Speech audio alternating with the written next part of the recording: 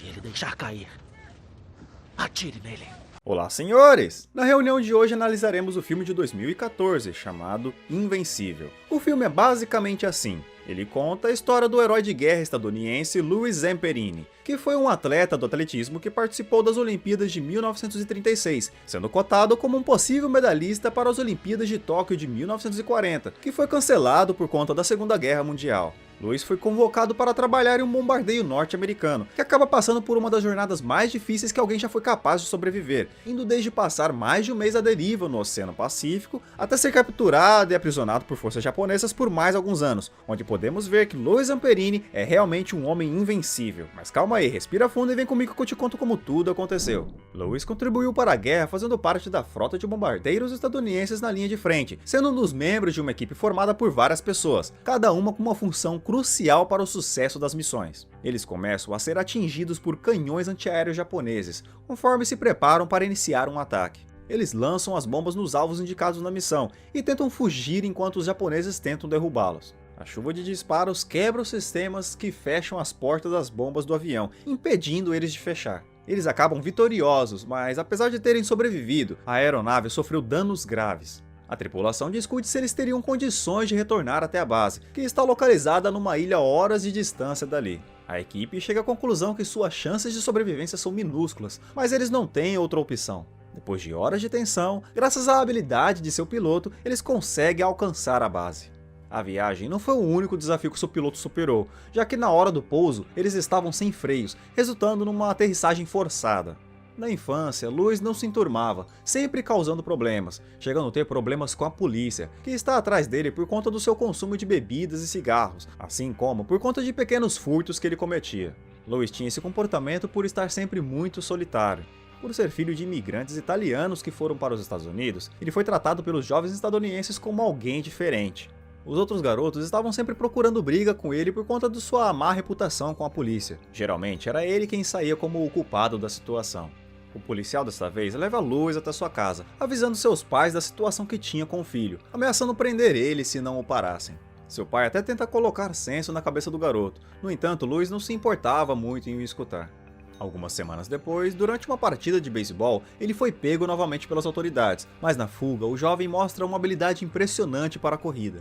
Isso foi algo notado pelo seu irmão, que começou a estimular o garoto na ideia de correr por esporte. Louis não tinha muito interesse nisso, porém Pete se esforçou muito para convencer ele de que Louis realmente tinha muito potencial, que se ele treinasse e se esforçasse, poderia se tornar alguém muito bom.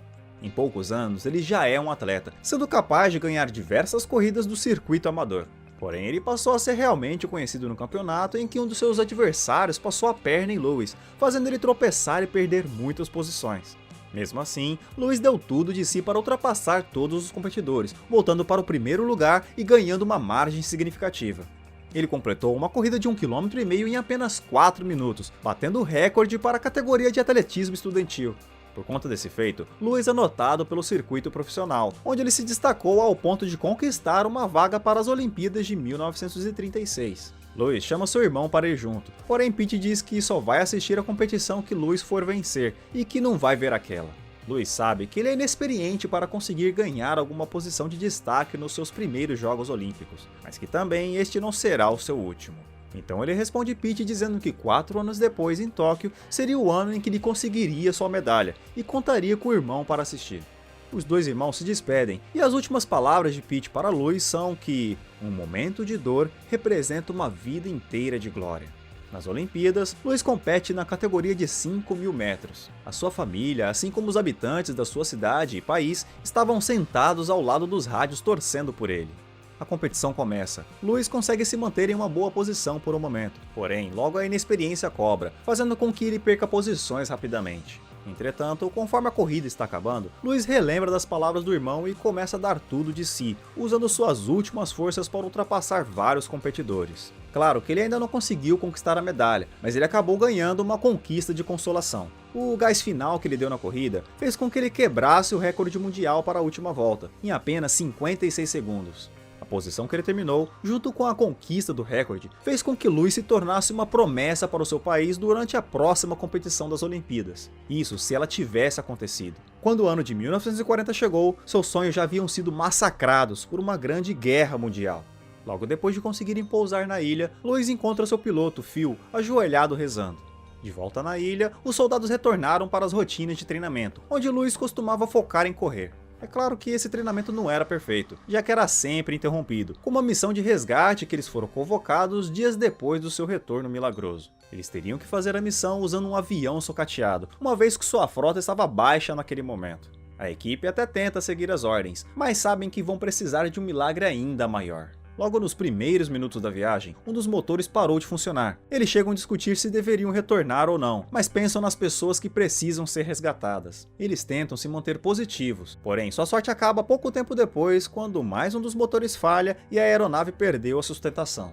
Sem força o suficiente para se manter voando, o avião se choca com o oceano, tirando a vida da maioria da tripulação no processo. Apenas 3 pessoas conseguem sair com vida, Louis sendo uma delas, acompanhado de Phil e Mac.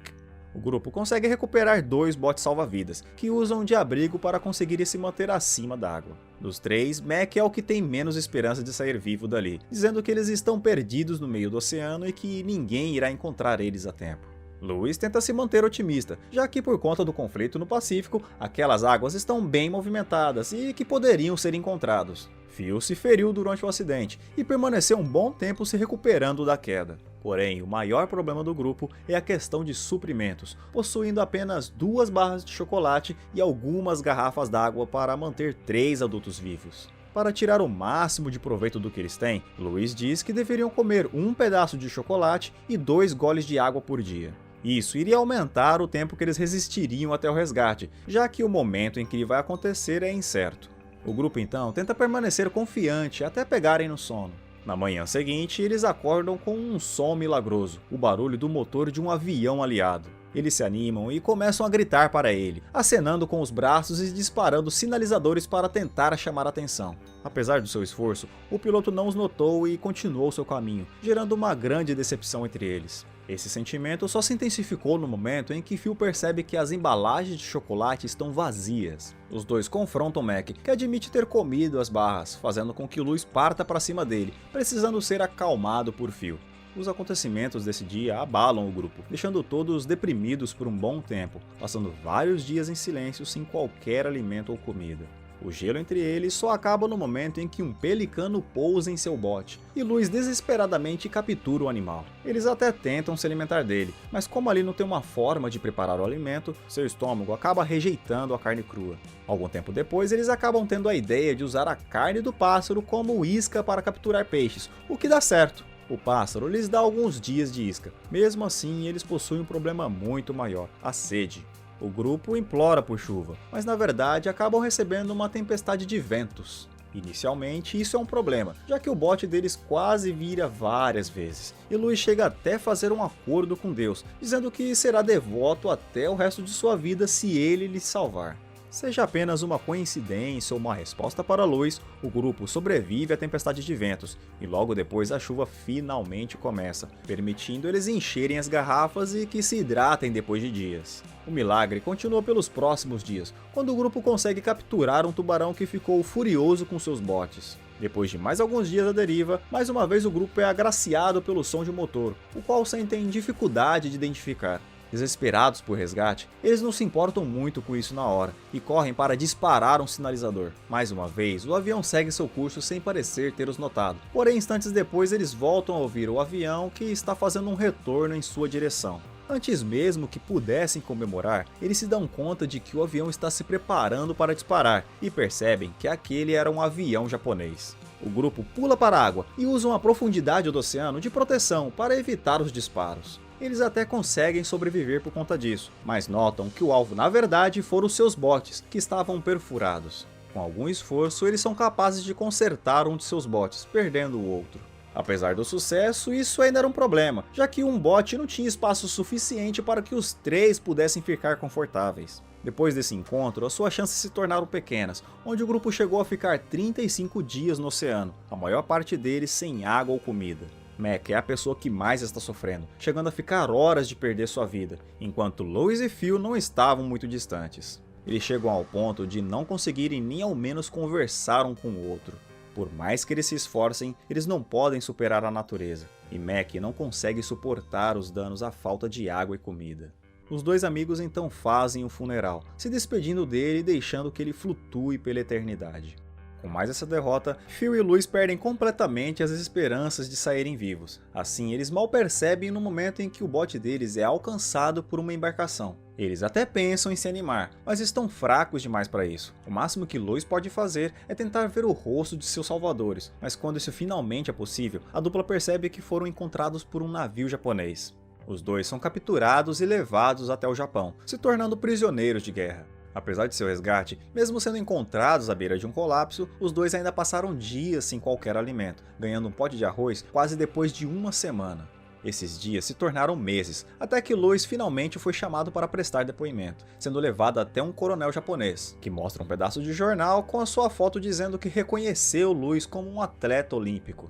Louis então é interrogado pelo coronel sobre os modelos dos aviões estadunidenses e a localização de suas bases. Depois de um longo e dolorido interrogatório, Louis é vendado e transportado para outra prisão. Essa é mais centralizada, localizada em Tóquio, onde Louis conhece muitos outros prisioneiros que haviam sido capturados. Durante o transporte para as celas, Phil e Louis são separados e misturados na multidão de prisioneiros. Louis então é transportado de um caminhão até o seu acampamento, que é comandado por Mitsuhiro Watanabe, alguém muito cruel. Ele dizia que todos os presos ali eram inimigos do Império Japonês e que todos serão tratados assim. Enquanto se apresentava, Watanabe percebe que Louis o encarou e isso chama sua atenção. Ele se aproxima de Louis e ordena que olhe nos seus olhos. Quando Louis obedece, Watanabe lhe atinge com alguns golpes. Depois da agressão, ele diz que Louis nunca mais deve olhar para os seus olhos.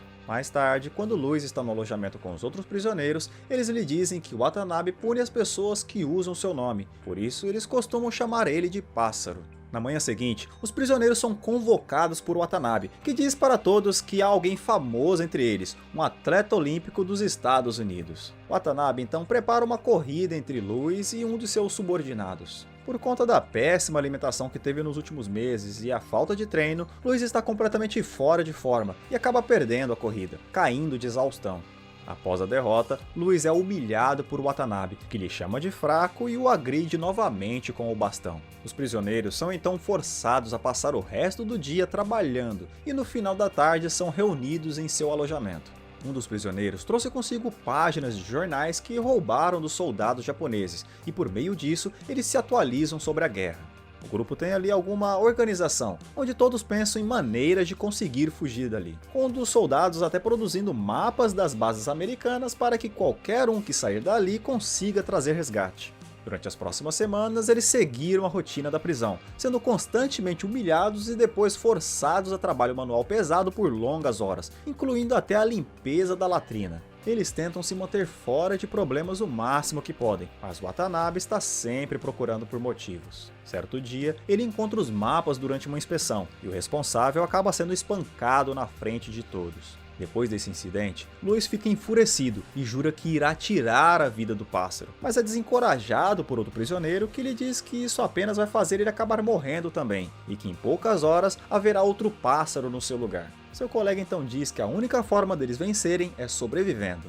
Algumas semanas depois, enquanto estavam trabalhando, o grupo percebe que uma base japonesa próxima a eles estava sendo bombardeada, indicando que o exército dos Estados Unidos estava próximo. Isso traz a eles esperança, algo que é percebido por Watanabe, que durante a madrugada arranca Louis de sua cama e começa a espancá-lo. Desde que chegou, Watanabe demonstrou ter gosto em torturar Louis, sempre usando ele de exemplo na hora de assustar os outros. Certo dia, Louis é convocado por Watanabe, que diz que ele foi considerado morto em seu país, mas que o governo japonês tem planos diferentes para ele. Louis então é levado para uma rádio, onde ele irá aparecer e dizer que está vivo para sua família, sendo forçado a mentir que ele está vivendo bem como um prisioneiro de guerra no Japão. Sua família escuta as notícias tristes, mas ao mesmo tempo alegres por descobrirem que Louis ainda estava vivo.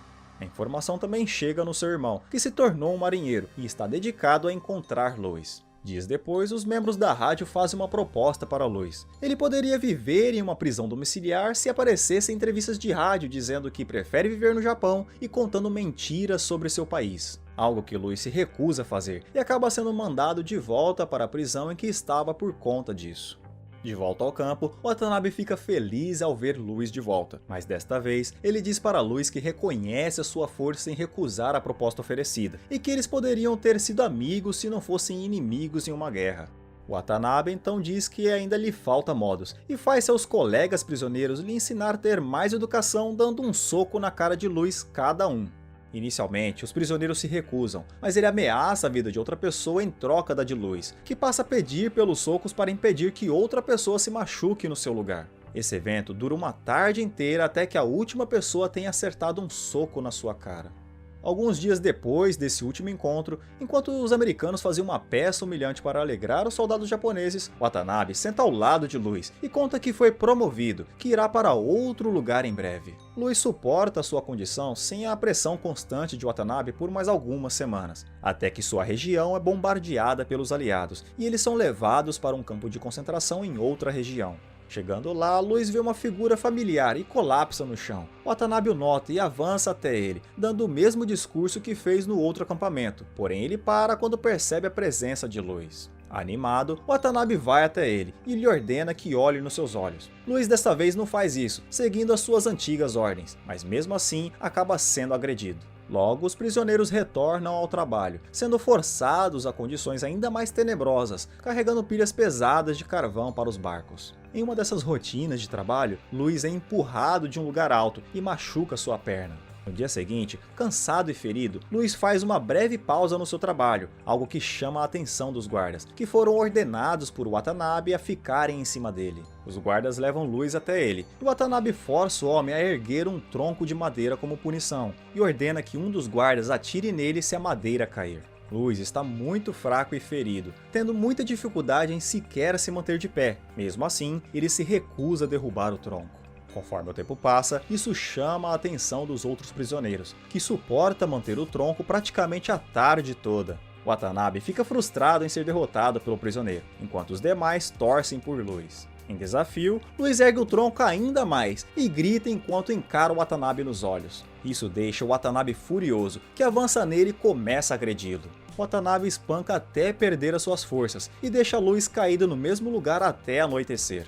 Na manhã seguinte, um soldado aparece anunciando o fim da guerra e que os soldados poderão tomar um banho para comemorar. Os prisioneiros imaginam que ali eles seriam executados, mas quando estão lá podem ver um avião americano se aproximando, indicando que a informação era verdadeira e eles comemoram. Depois de ser resgatado, a primeira coisa que Luis faz de volta ao seu país é beijar o chão e finalmente se reencontrar com sua família. Em 1946, Luis se casou, chegando a ter um filho e uma filha. E como ele prometeu no oceano durante a tempestade, ele dedicou a sua vida à religião. Phil também sobreviveu à prisão e se casou. Watanabe, por outro lado, acabou sendo preso por anos como um criminoso de guerra. Anos mais tarde, Luis retornou ao Japão com a intenção de perdoar seus captores, onde ele decidiu perdoar todo mundo, até mesmo Watanabe, que acabou recusando a se reencontrar com ele. Luis sempre teve o sonho de ter ganhado uma medalha nas Olimpíadas de 1940, algo que nunca aconteceu. Mesmo assim, com 80 anos, ele correu com a tocha olímpica em Tóquio, realizando seu sonho em partes.